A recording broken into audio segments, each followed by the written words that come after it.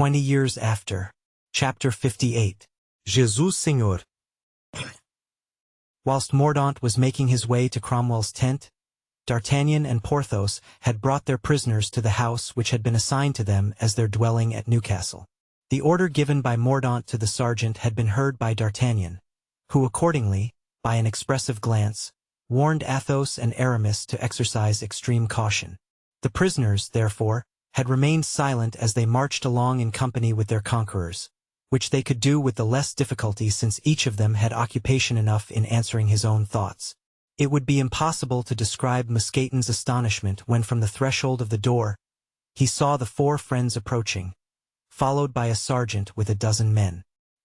He rubbed his eyes, doubting if he really saw before him Athos and Aramis, and forced at last to yield to evidence, he was on the point of breaking forth in exclamations when he encountered a glance from the eyes of Porthos, the repressive force of which he was not inclined to dispute. Mousqueton remained glued to the door, awaiting the explanation of this strange occurrence. What upset him completely was that the four friends seemed to have no acquaintance with one another.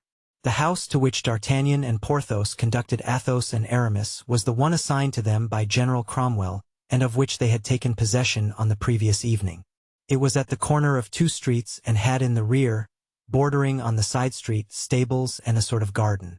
The windows on the ground floor, according to a custom in provincial villages, were barred, so that they strongly resembled the windows of a prison. The two friends made the prisoners enter the house first, whilst they stood at the door, desiring Mousqueton to take the four horses to the stable. "Why don't we go in with them?" asked Porthos. "We must first see what the sergeant wishes us to do," replied D'Artagnan. The sergeant and his men took possession of the little garden. D'Artagnan asked them what they wished and why they had taken that position. "We have had orders," answered the man, "to help you in taking care of your prisoners." There could be no fault to find with this arrangement. On the contrary, it seemed to be a delicate attention, to be gratefully received. D'Artagnan, therefore, thanked the man and gave him a crown piece to drink to General Cromwell's health. The sergeant answered that Puritans never drank, and put the crown piece in his pocket. "Ah," said Porthos, "what a fearful day, my dear D'Artagnan! What?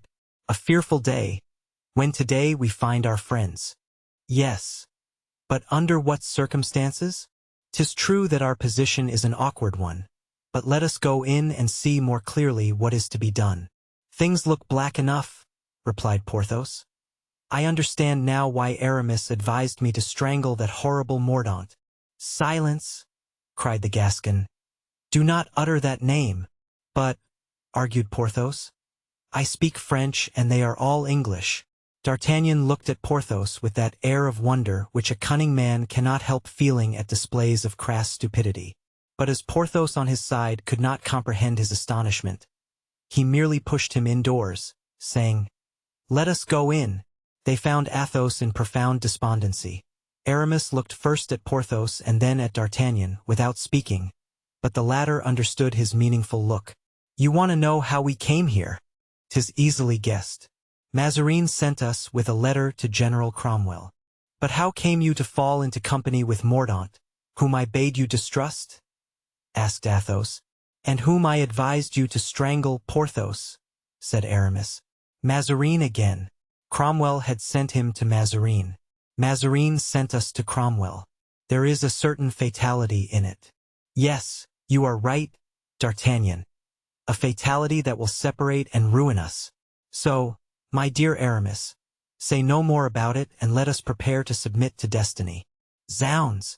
On the contrary, let us speak about it. For it was agreed among us, once for all, that we should always hold together, though engaged on opposing sides." "Yes," added Athos. "I now ask you, D'Artagnan, what side you are on." "Ah! Behold for what end the wretched Mazarin has made use of you. Do you know in what crime you are today engaged? In the capture of a king, his degradation and his murder." "Oh! Oh!" cried Porthos. "Do you think so?" "You are exaggerating, Athos. We are not so far gone as that," replied the lieutenant. "Good heavens! We are on the very eve of it. I say, why is the king taken prisoner? Those who wish to respect him as a master would not buy him as a slave. Do you think it is to replace him on the throne that Cromwell has paid for him £200,000 sterling? They will kill him, you may be sure of it. I don't maintain the contrary, said D'Artagnan. But what's that to us? I am here because I am a soldier and have to obey orders. I have taken an oath to obey, and I do obey. But you who have taken no such oath, why are you here and what cause do you represent? That most sacred in the world, said Athos. The cause of misfortune, of religion, royalty. A friend, a wife, a daughter, have done us the honor to call us to their aid. We have served them to the best of our poor means, and God will recompense the will, forgive the want of power. You may see matters differently, D'Artagnan, and think otherwise. I will not attempt to argue with you, but I blame you. Heyday, cried D'Artagnan. What matters it to me, after all, if Cromwell, who's an Englishman, revolts against his king, who is a Scotchman? I am myself a Frenchman. I have nothing to do with these things. Why hold me responsible? Yes, said Porthos, because all gentlemen are brothers, because you are a gentleman, because the kings of all countries are the first among gentlemen, because the blind populace, ungrateful and brutal, always takes pleasure in pulling down what is above them. And you, D'Artagnan, a man sprung from the ancient nobility of France, bearing an honorable name, carrying a good sword, have helped to give up a king to beer sellers, shopkeepers, and wagoners.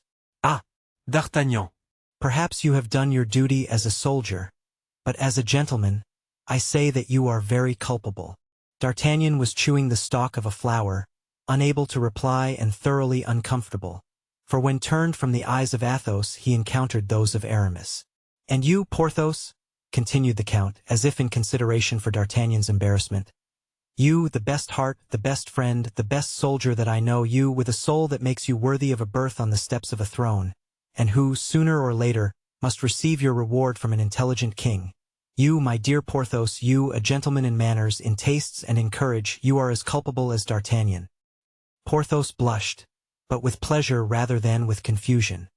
And yet, bowing his head, as if humiliated, he said, Yes, yes, my dear Count, I feel that you are right. Athos arose. Come, he said, stretching out his hand to D'Artagnan. Come, don't be sullen, my dear son, for I have said all this to you, if not in the tone, at least with the feelings of a father. It would have been easier to me merely to have thanked you for preserving my life and not to have uttered a word of all this. Doubtless, Athos. But here it is, you have sentiments, the devil knows what, such as everyone can't entertain. Who could suppose that a sensible man could leave his house, France, his ward, a charming youth, for we saw him in the camp, to fly to the aid of a rotten, worm-eaten royalty, which is going to crumble one of these days like an old hovel. The sentiments you air are certainly fine, so fine that they are superhuman. However that may be, D'Artagnan, replied Athos, without falling into the snare which his Gascon friend had prepared for him by an appeal to his parental love. However that may be, you know in the bottom of your heart that it is true, but I am wrong to dispute with my master. D'Artagnan, I am your prisoner. Treat me as such. Ah, pardieu, said D'Artagnan. You know you will not be my prisoner very long. No, said Aramis. They will doubtless treat us like the prisoners of the Philipgots. And how were they treated? Asked D'Artagnan. Why, said Aramis, one half were hanged and the other half were shot. Well, said D'Artagnan, I answer that while there remains a drop of blood in my veins you will be neither hanged nor shot. Sans Dieu. Let them come on. Besides, do you see that door, Athos? Yes, what then? Well, you can go out by that door whenever you please. For from this moment you are free as the air. I recognize you there, my brave D'Artagnan, replied Athos.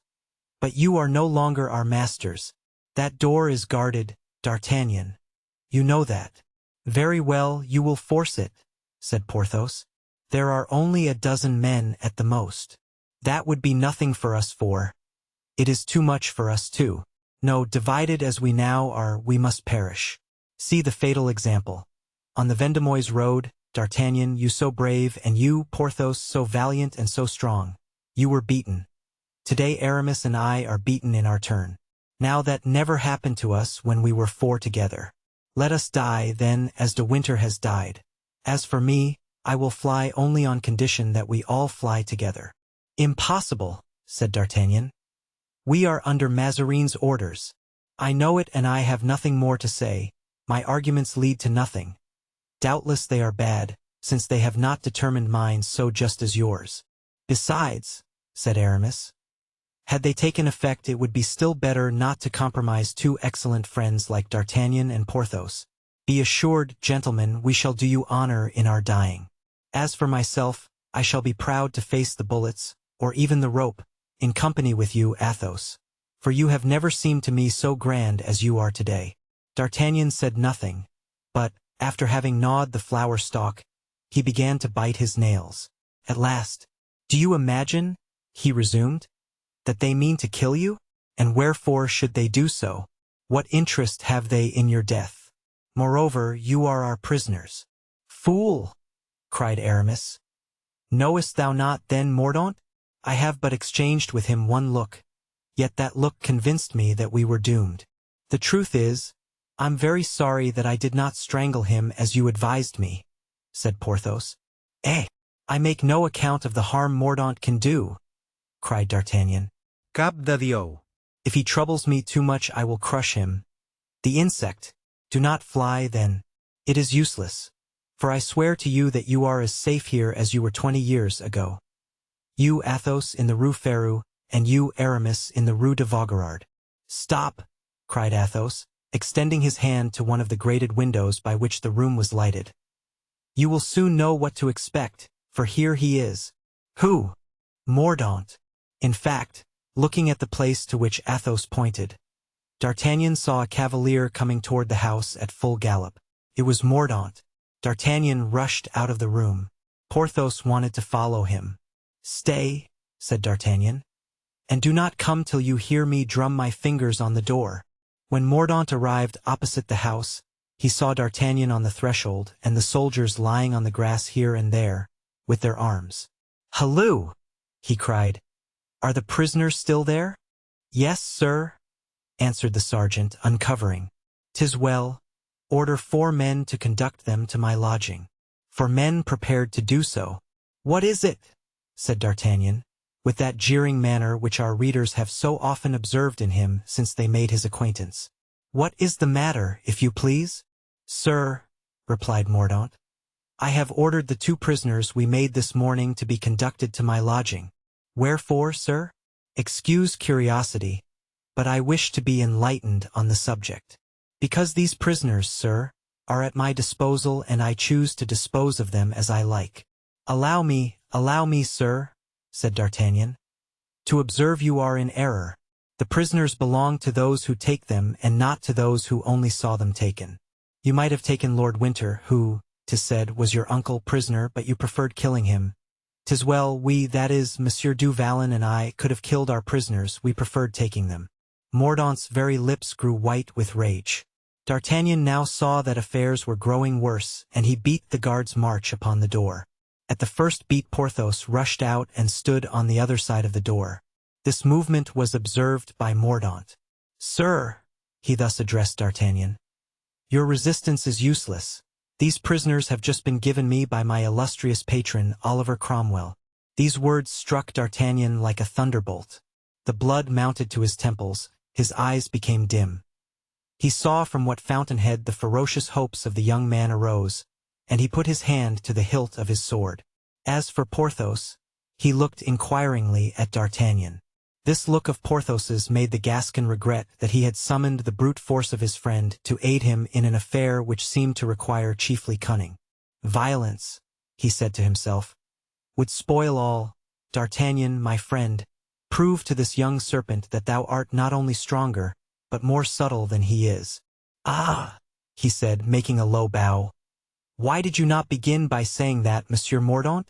What, are you sent by General Oliver Cromwell, the most illustrious captain of the age?" "I have this instant left him," replied Mordaunt, alighting, "in order to give his horse to a soldier to hold." "Why did you not say so at once, my dear sir? All England is with Cromwell, and since you ask for my prisoners, I bend, sir, to your wishes. They are yours. Take them." Mordaunt, delighted, advanced, Porthos looking at D'Artagnan with open-mouthed astonishment. Then D'Artagnan trod on his foot and Porthos began to understand that this was merely acting. Mordaunt put his foot on the first step of the door and, with his hat in hand, prepared to pass by the two friends, motioning to the four men to follow him. "But pardon," said D'Artagnan, with the most charming smile and putting his hand on the young man's shoulder. "If the illustrious General Oliver Cromwell has disposed of our prisoners in your favor, he has, of course, made that act of donation in writing." Mordaunt stopped short. "He has given you some little writing for me, the least bit of paper which may show that you come in his name. Be pleased to give me that scrap of paper so that I may justify, by a pretext at least, my abandoning my countrymen. Otherwise, you see, although I am sure that General Oliver Cromwell can intend them no harm, it would have a bad appearance." Mordaunt recoiled. He felt the blow and discharged a terrible look at D'Artagnan, who responded by the most amiable expression that ever graced a human countenance. "When I tell you a thing, sir," said Mordaunt, "you insult me by doubting it." "I," cried D'Artagnan, "I doubt what you say. God keep me from it, my dear Monsieur Mordaunt. On the contrary, I take you to be a worthy and accomplished gentleman. And then, sir, do you wish me to speak freely to you?" continued D'Artagnan with his frank expression. "Speak out, sir," said Mordaunt. "Monsieur du Vallon yonder is rich and has 40,000 francs yearly, so he does not care about money. I do not speak for him, but for myself." "Well, sir? What more?" "Well, I am not rich. In Gascony 'tis no dishonor, sir, nobody is rich, and Henry IV, of glorious memory, who was the king of the Gascons, as his Majesty Philip IV, is the king of the Spaniards, never had a penny in his pocket. Go on, sir, I see what you wish to get at, and if it is simply what I think that stops you, I can obviate the difficulty." "Ah, I knew well," said the Gascon, "that you were a man of talent. Well, here's the case, here's where the saddle hurts me, as we French say. I am an officer of fortune, nothing else. I have nothing but what my sword brings me in, that is to say, more blows than banknotes. Now, on taking prisoners, this morning, 2 Frenchmen, who seemed to me of high birth, in short, 2 knights of the Garter, I said to myself, my fortune is made. I say too, because in such circumstances, Monsieur du Vallon, who is rich, always gives me his prisoners." Mordaunt, completely deceived by the wordy civility of D'Artagnan, smiled like a man who understands perfectly the reasons given him, and said, "I shall have the order signed directly, sir, and with it 2,000 pistoles. Meanwhile, let me take these men away." "No," replied D'Artagnan. "What signifies a delay of half an hour? I am a man of order, sir. Let us do things in order." "Nevertheless," replied Mordaunt, "I could compel you. I command here." "Ah, sir," said D'Artagnan, "I see that although we have had the honor of traveling in your company, you do not know us. We are gentlemen. We are, both of us, able to kill you and your 8 men, we 2 only. For heaven's sake, don't be obstinate, for when others are obstinate I am obstinate likewise, and then I become ferocious and headstrong, and there's my friend, who is even more headstrong and ferocious than myself. Besides, we are sent here by Cardinal Mazarin, and at this moment represent both the king and the cardinal, and are, therefore, as ambassadors able to act with impunity, a thing that General Oliver Cromwell, who is assuredly as great a politician as he is a general, is quite the man to understand. Ask him, then, for the written order." "What will that cost you, my dear Monsieur Mordaunt?" "Yes, the written order," said Porthos, who now began to comprehend what D'Artagnan was aiming at.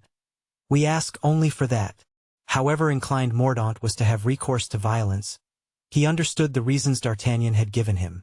Besides, completely ignorant of the friendship which existed between the 4 Frenchmen, all his uneasiness disappeared when he heard of the plausible motive of the ransom. He decided, therefore, not only to fetch the order, but the 2,000 pistoles, at which he estimated the prisoners. He therefore mounted his horse and disappeared. "Good," thought D'Artagnan. "A quarter of an hour to go to the tent, a quarter of an hour to return. It is more than we need."